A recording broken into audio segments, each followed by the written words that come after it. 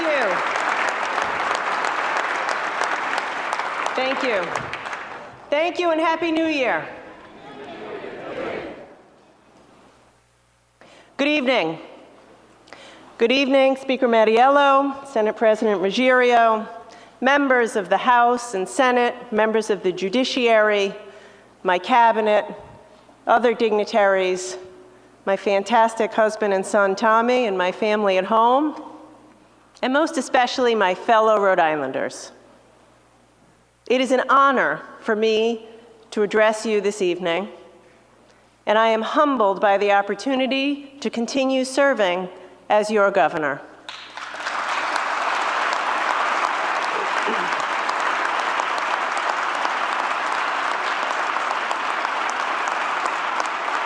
And my family and I are deeply grateful for your trust. We've been working together for 4 years. And when we started working together 4 years ago, Rhode Island was stuck, and everybody knew it. Our economy was stuck in the mud. Our unemployment rate was the highest in the country. Schools in every district were falling apart. And our roads and bridges, you know what they were ranked? Dead last. Now, one of the best things about Rhode Island is that we're a small state, and we're a connected state. We know each other, and we care about each other. But what that meant is we all knew somebody struggling, and we all knew somebody who'd been out of work for a long time. The struggle was everywhere you looked. And so after I was elected governor in 2014, I vowed that I was going to be the governor to get Rhode Island back to work.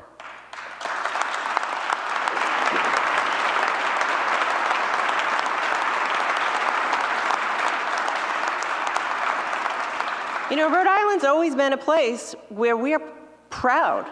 We're proud of our state, we are proud of our work, and we are proud to call our state home. So 4 years ago, we got to work. We got to work together. We shook up the old way of doing things, and we brought the change needed to get our state, to get our economy back on our feet, to create jobs, to create good jobs, to create a bright future for our kids, for all of our kids. And as a direct result of our new approach, we went from having the highest unemployment rate in the country to now having more jobs than at any time in our state's history.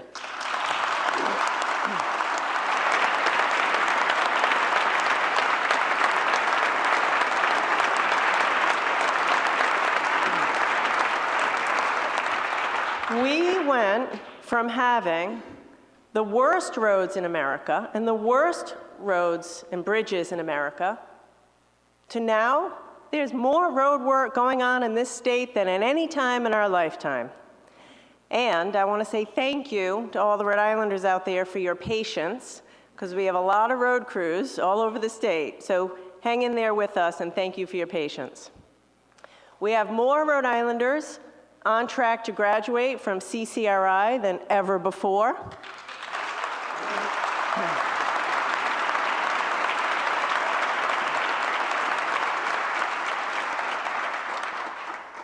We have thousands of people getting good jobs because we worked with employers to build new job training programs. The Real Jobs Rhode Island program that has become a national model for how to do effective job training. Together, working together with the General Assembly, we have cut taxes, cut red tape, and cut regulation for small businesses every year for the past 4 years. And every year for the past 4 years, we've given middle-class Rhode Islanders a tax cut every single year. And I want to thank you for your support.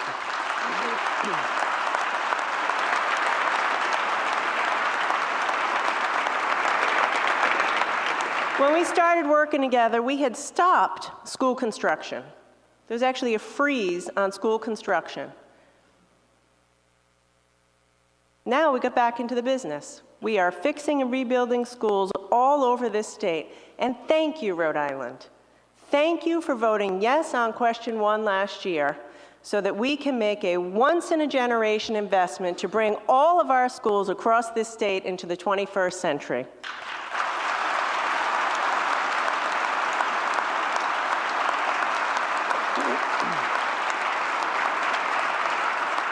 TF Green is thriving. We are the only state in America with an offshore wind farm, and we're #1 in the nation for early education. So,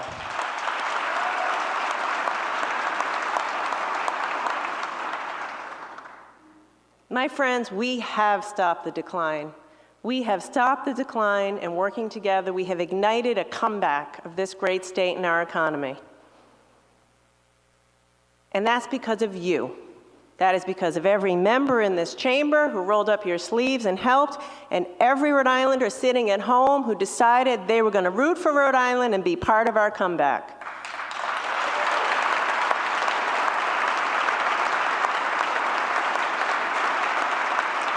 So, you ought to feel proud of our work. You should feel proud of what we've accomplished together, working together. But we have so much more work to do. Because our work's not done. In fact, our work won't be done until every single Rhode Islander has a shot at getting a good job. Until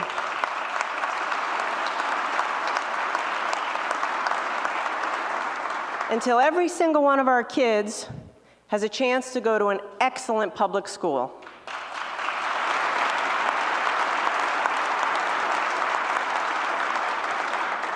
And until nobody who works full-time lives in poverty.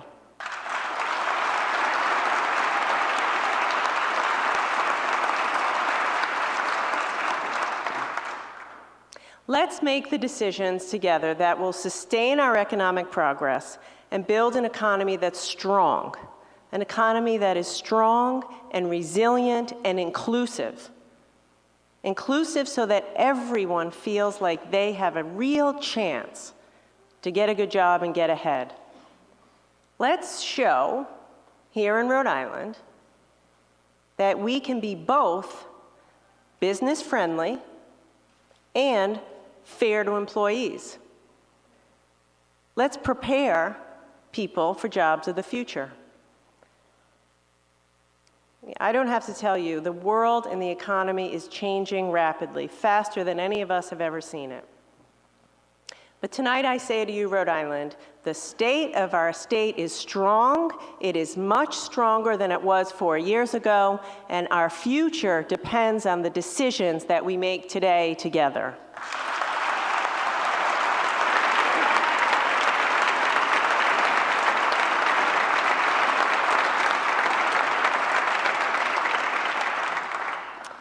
This week, I will send to this Assembly a budget that expands our investments in our successful job creation and job training programs, that protects our most vulnerable, that preserves our investments to make sure that we finally and forever end the opioid and overdose crisis,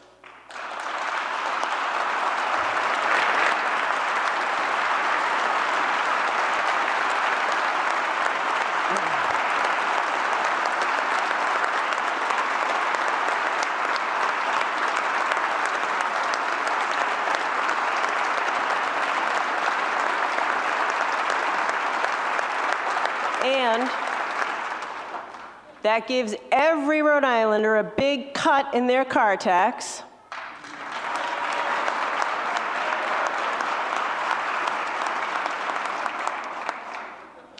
That invests in our beautiful, cherished, treasured public parks, public beaches, and public spaces.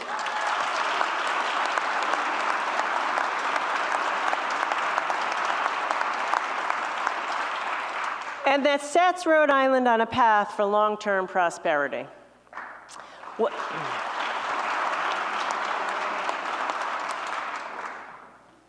Now, when we talk about our future, nothing's more important than our children. In the past 4 years, working together, we've made record investments in K through 12 education, and those investments are starting to pay off. We've increased the number of high-quality career and technical programs in our high schools by nearly 60%. We're the only state in America to teach computer science in every school in every school district.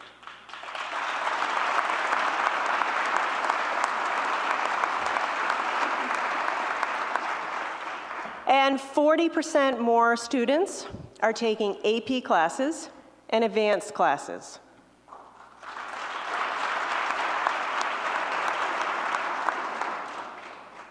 But those recent test scores, not acceptable. Those recent test scores are not acceptable, not good enough for our kids. We have lagged behind our neighbors for far too long. So tonight, all of us, let's all of us resolve to do whatever it takes to make sure that our public schools are competitive with our neighbors and are well-funded and flourishing so that every kid has a shot at a bright future. And I mean every kid, regardless of your zip code or regardless of your background. Now, this isn't going to be easy. This will not be easy, and everyone has a role to play at the state level, at the local level, at the school level. We need to set an ambitious plan. Let's chart an ambitious course, and we need to stick to it. Controversy will come, challenges will come, but let's stick to it. We need to get much more serious about addressing our lowest performing schools. We need to implement the highest quality curricula in every school across the state, very similar to how Massachusetts has done it successfully. And we need to support our teachers and empower our teachers so they can do their best work. And I'd like to take a minute to thank our teachers. Thousands of educators and teachers all across this state who work incredibly hard and do great work for our kids.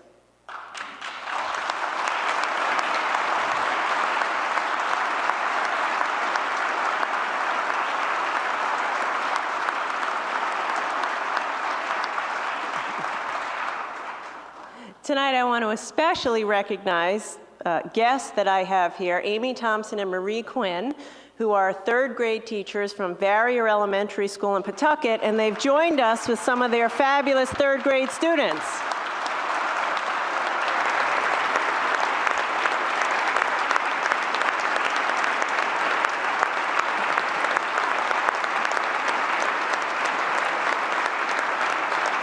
Thank you, guys. Thank you. Change takes time, and it also takes determination. States that have been successful, like Massachusetts, they've stuck with the strategy long enough for it to work. In Massachusetts, they've stuck with the strategy for 25 years. In Rhode Island, we've had a pattern of not sticking with an approach long enough for it to really take hold and generate results. You know, for years, we bounced around deciding which test should we use, which assessment. We bounced from one to another. Finally, last year, we settled on an assessment very similar to Massachusetts. In fact, the one Massachusetts has used for years. We got to stick to this if it's going to deliver the change our kids need and deserve. Tonight, I'm announcing an additional $30 million of investment in K through 12 education.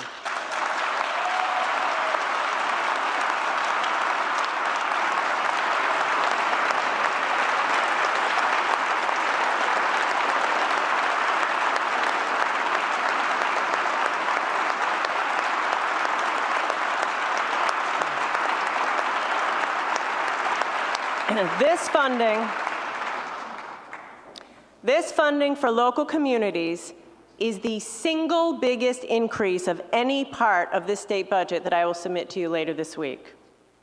Let's make this happen. Let's step up and make the necessary changes to improve our students' performance. Standing with parents, standing with communities, standing with teachers. We're not going to stop until we do what it takes to make sure that every child in our state can go to an excellent public school and have a shot at the future they deserve.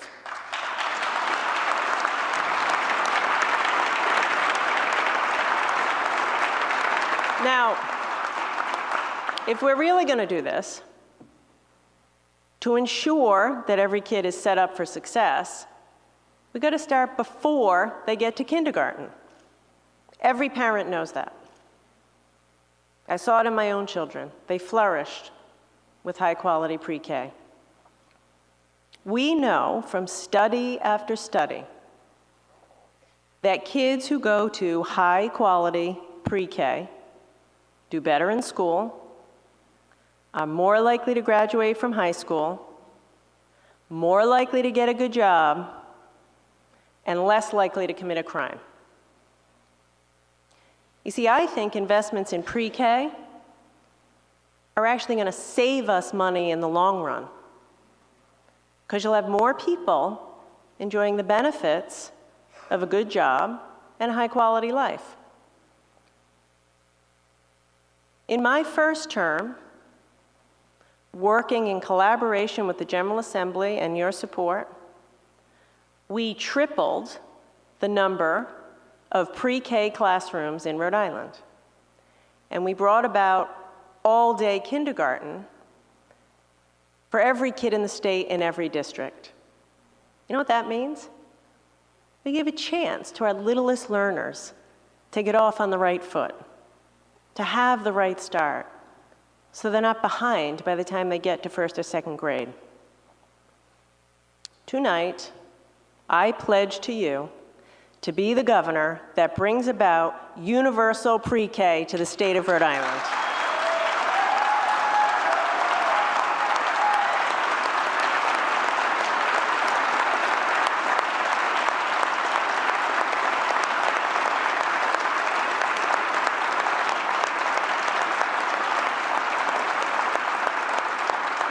By the time I leave office, there's going to be a pre-K spot for every 4-year-old in this state whose parents want it. And the budget I submit to you on Thursday sets us on a path to do this. And I say, let's get going and let's make it happen for our kids.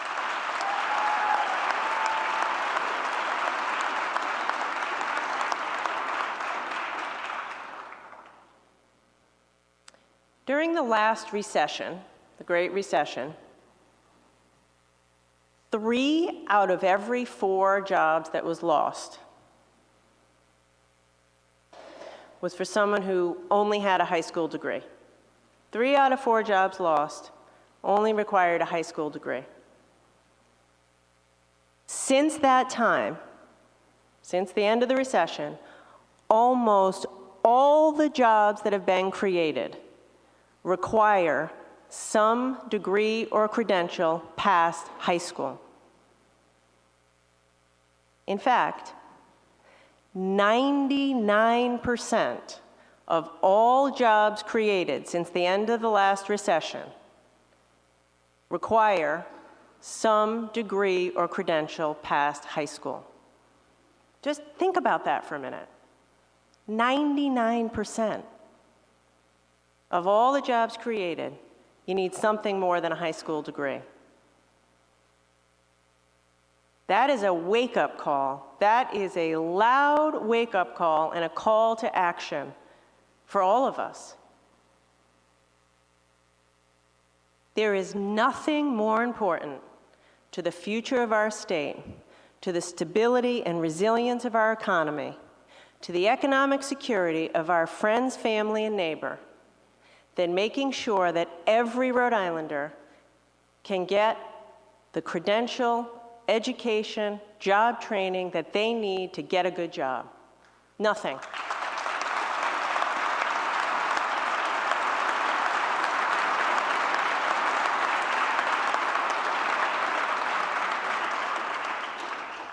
And I'll tell you something. When you talk to businesses, small and big, and you ask them what's the single most important thing that matters to you when you want to add jobs or move to a location, their number one priority is the education and talent of the local workforce. So this is it. This is our new reality.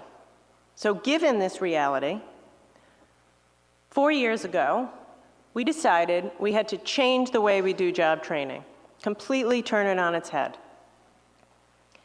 We've started to partner much more closely with businesses. So we're training people for jobs that actually exist. And we have a fantastic record of getting folks jobs who go through the training program. We're also transforming our community college. CCRI, we're transforming it to become a workforce development engine, partnering more closely than ever with local businesses. And all of this work means that we're giving people a chance who are just starting out, just leaving high school, but also people who are in the middle of their career,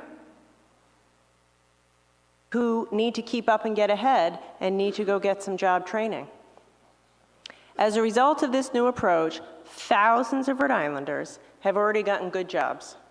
And other states are looking at us. Other states are looking at Rhode Island as a model for how to do effective job training. Our goal, our collective goal, is to provide job training to any Rhode Islander who wants it and needs it.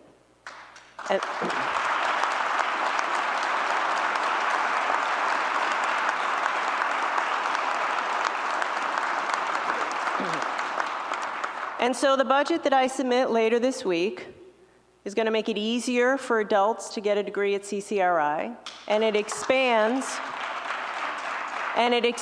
the Real Jobs Rhode Island effort. And what that's going to do is guarantee job training and apprenticeships for thousands more Rhode Islanders who need these skills and credentials in order to keep up and get ahead. Now, 2 years ago, and again, I want to thank this assembly for their support. 2 years ago, working together, we took a historic step as a state. We took a historic step and we made community college tuition-free for every high school student.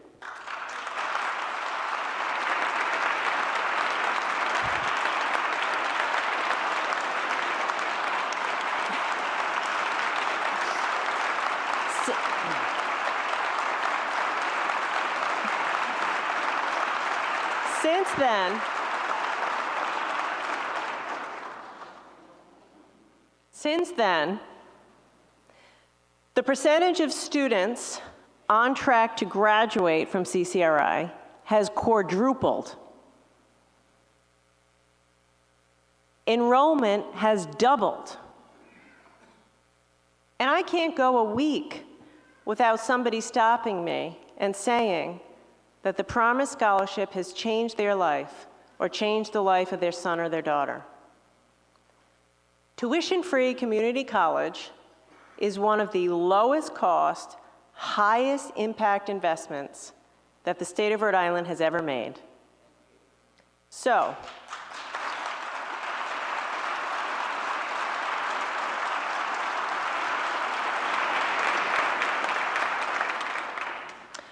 this year, I propose we expand what's working. I propose we expand the Promise to Rhode Island College to cover the last 2 years of a 4-year degree at Rhode Island College.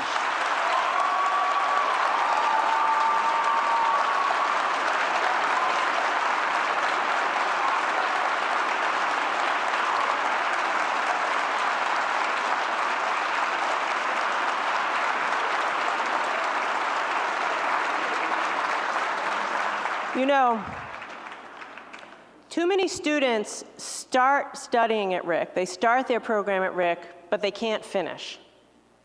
They can't finish because it becomes too hard to juggle 2 or 3 jobs and a full course load.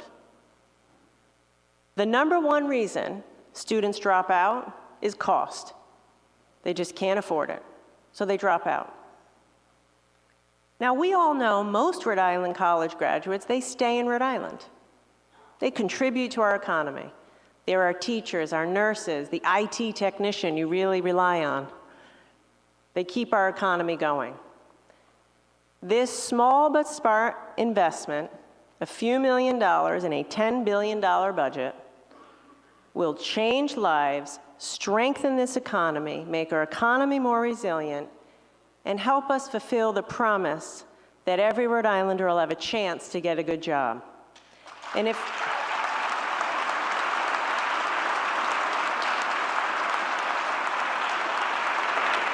if we do this, Rhode Island College will arguably be the most affordable four-year degree in America.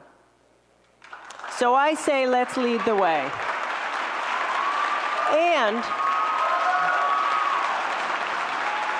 And before these 4 years are out, let's expand the promise to our flagship university, University of Rhode Island.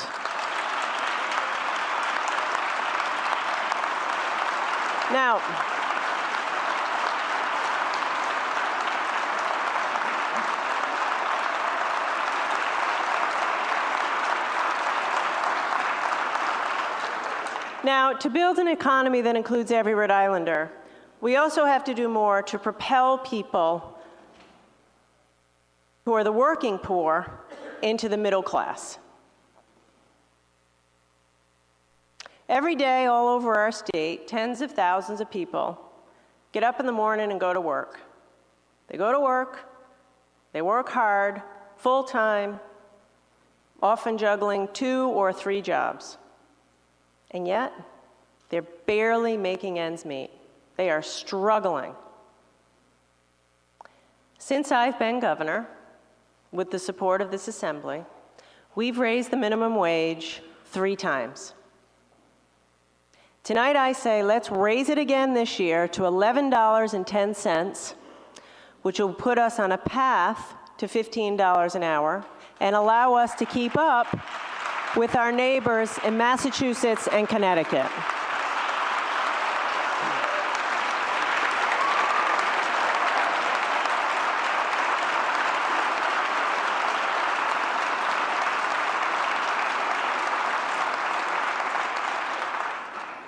The fact is, no one who works full-time should be in poverty. Work should have dignity. Work should provide stability. Work should provide purpose. As I said, we have a new approach to economic development. And because of that new approach, we're creating thousands of jobs. And now is not the time to take our foot off the gas. Companies big and small are moving here, growing here, adding jobs here, investing here. So we need to continue to make it easier and cheaper to do business in Rhode Island. When I first started as governor, we didn't have a small business loan fund. Almost every other state did, but we didn't have one. So we started one. This is a fund that provides small loans to small local businesses. Maybe the shop on Main Street where you might buy a dress for your daughter or your granddaughter, or the local bakery that just outgrew its first kitchen. In Rhode Island, small business is big business, and we have to support these small businesses.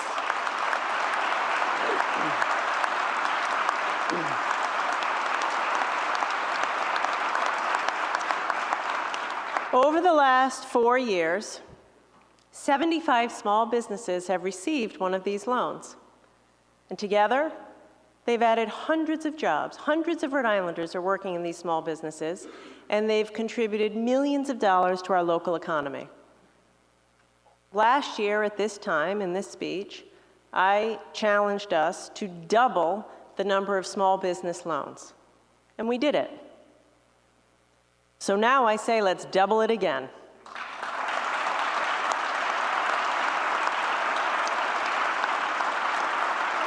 And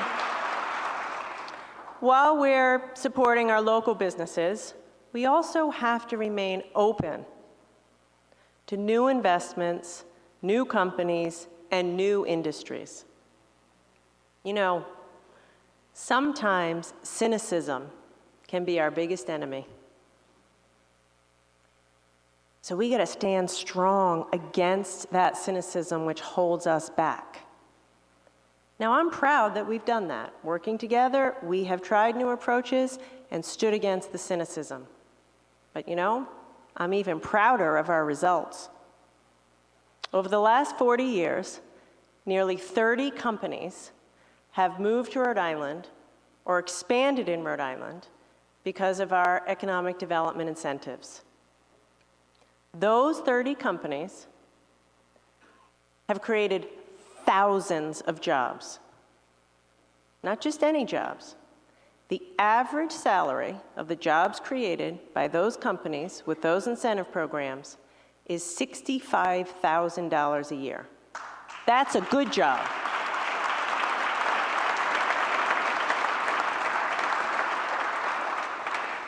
Because of our work together, because we've done this, thousands of families like Nafisa Hassan's have economic security. 2 years ago, Nafisa was in a low-paying job with not much opportunity for growth or advancement. So she took some initiative. And she enrolled in a Real Jobs IT training program. And then she got an internship with a company called eMoney. eMoney is a finance company that we brought to Rhode Island. Today, Nafisa is an associate engineer at eMoney.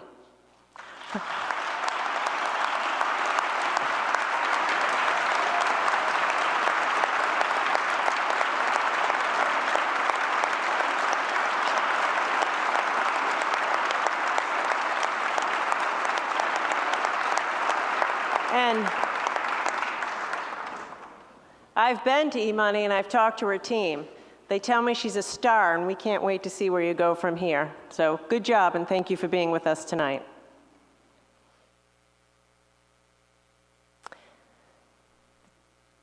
A healthy economy also requires a healthy workforce. You can't be a good employee if you're not healthy. You can't do well in school if you're not healthy. Nobody should go bankrupt because of their medical bills.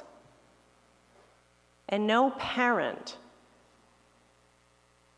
should be panicked when their kid gets sick because they can't afford to take them to the doctor.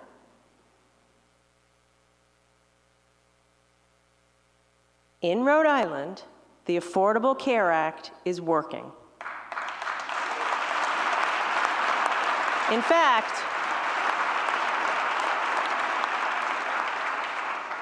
fact, it's working better here than in almost any other state. Since I've been governor, our uninsured rate has been cut in half. Almost all Rhode Islanders have health coverage. And the health insurance premiums on our health exchange are some of the lowest in America. It is working. 100,000 Rhode Islanders depend for their health care on the Affordable Care Act. But the constant attacks coming out of Washington put all of this at risk. Rhode Islanders who have a pre-existing condition or who rely on the health exchange or the Affordable Care Act for their health care, they've got a target on their back. And it's on us to protect them and to protect their health care. So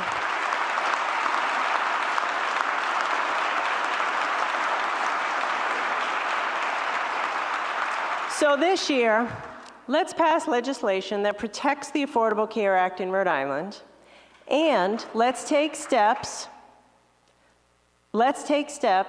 to continue to lower premiums for individuals and small businesses.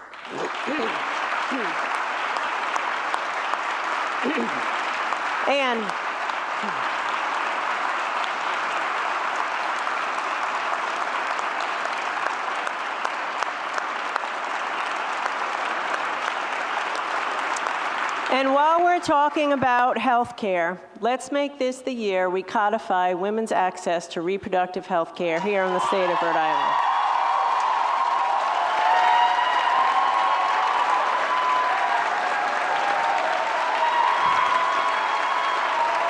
Because the bottom line is this.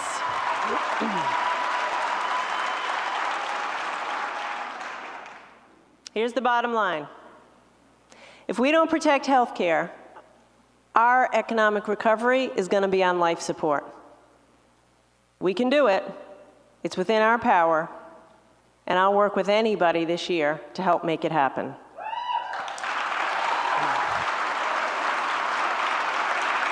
And again this year, I'm asking that we continue to be a national leader in expanding mental health care for all Rhode Islanders.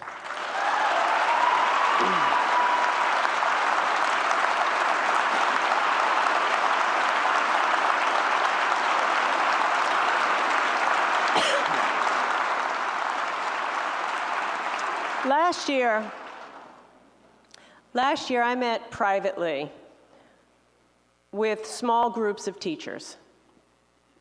I just wanted to hear from them. What's it like in the classroom? What's it like to be a classroom teacher every day in Rhode Island? The number one issue that they all brought up was the mental health of their students. If our kids are going to have a bright future and reach and attain the standards that we have for them, we have to do a better job of meeting their needs. So this year, I propose we launch a new initiative to address mental health in our schools. We're gonna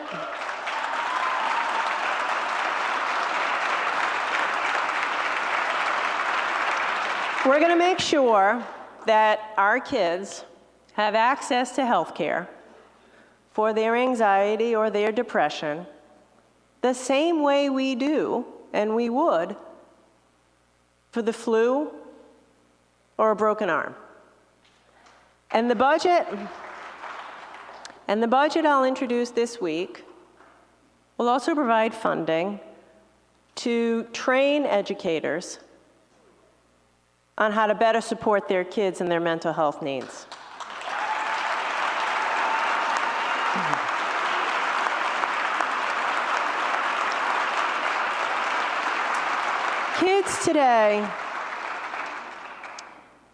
Kids today are struggling with mental health issues much more than we ever did.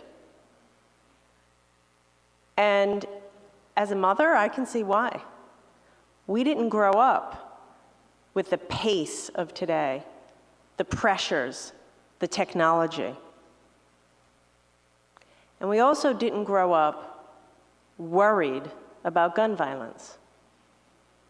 The sad reality is that our kids are growing up in a country where they worry about guns in their schools. Across this country, 100 people are killed every day with a firearm. Since 2015, since I've been the governor, I've ordered our flags to half-mast 13 times because of a mass shooting.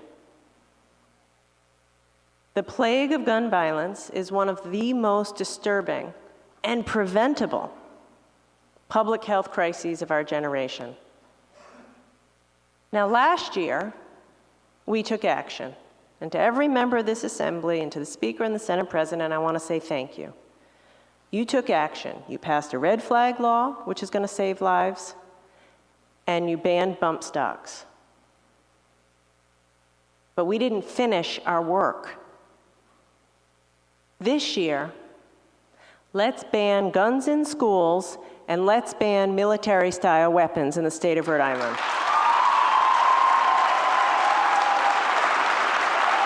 Because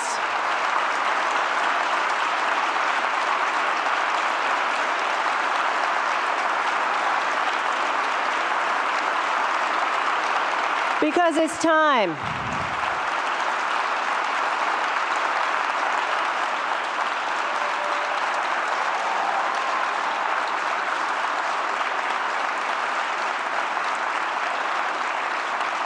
Because it's time. Because we can't sit back and deny a generation of Rhode Islanders their right to safe communities and safe schools. So later this month, I'll submit a comprehensive package of gun safety reforms that we know will save lives. You know what else we know? The people of Rhode Island overwhelmingly support stronger gun laws. So let's stop talking about it, and let's get back to work and pass these bills.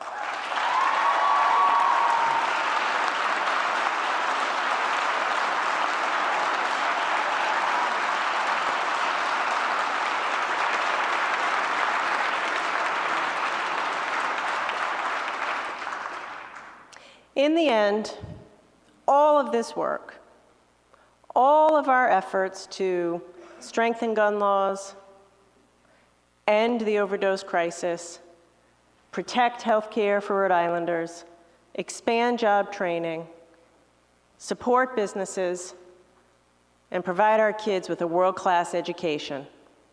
All of it. It's about one thing.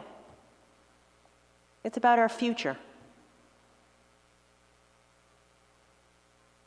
We in this room, and everyone in Rhode Island, we have a chance, we have an opportunity to profoundly shape and strengthen the state that we pass down to our children. The decisions we make, the actions we take, the tone that we use, all have the potential for lasting positive impact. Years from now, we're going to look back at the work that we did. We're going to look back at the state that we passed down to our kids. And when we do that, if, but only if, we've made good on our promise to leave nobody behind, and if, and only if, we've actually delivered economic opportunity for everybody, and if, and only if, Rhode Island really is a place where if you work hard, you can get ahead, then, and only then, can we say we've been successful. I think we're up for it. So I say, let's get to work and make this happen. Thank you, God bless, and God bless Rhode Island.